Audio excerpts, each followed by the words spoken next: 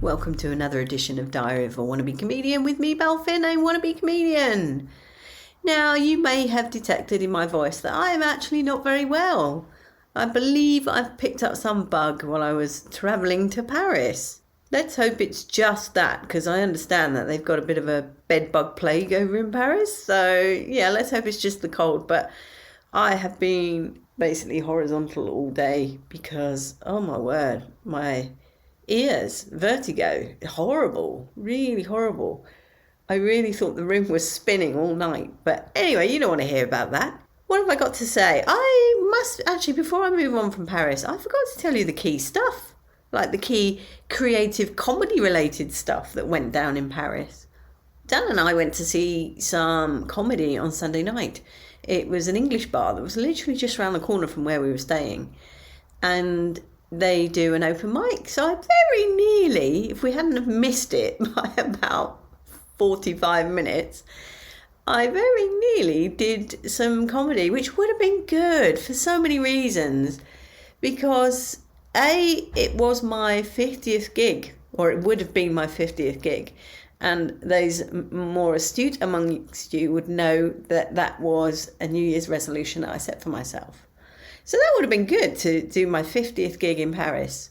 And also, B, it would have been better than my actual 50th gig, which was last night. And I arrived at the venue and was horrified to pay £4.30 for a Diet Coke. Not even a pint. Not even a pint. £4.30 for a glass of Diet. I mean, well, anyway, so that kind of set me off, really. That set the tone of the night, and I don't think I really recovered. And I went upstairs to the venue, and I was just sitting there thinking, you know what, I really don't feel very good. But I realised that a lot of the comedians there were kind of semi-professional, and that was starting to make me a bit nervous because, you know, the way they talk is just not how people on open mics talk. And so I was already feeling a little bit out of my league. And then that feeling rough, excuse me, I'm going to have to blow my nose. Yeah, sorry about that. And then feeling a bit rough.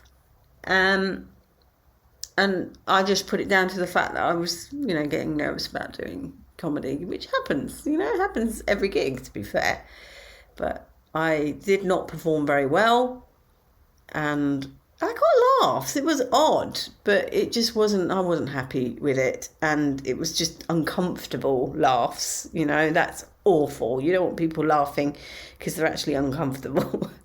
You want people laughing because it's funny. That said, when I did sit down, somebody did come up to me and say that they really loved my pun work. So, there you go. But I don't think the mathematicians were in the house last night because I'm developing my Fibonacci sequence set a bit further. That's the one I want to take forward.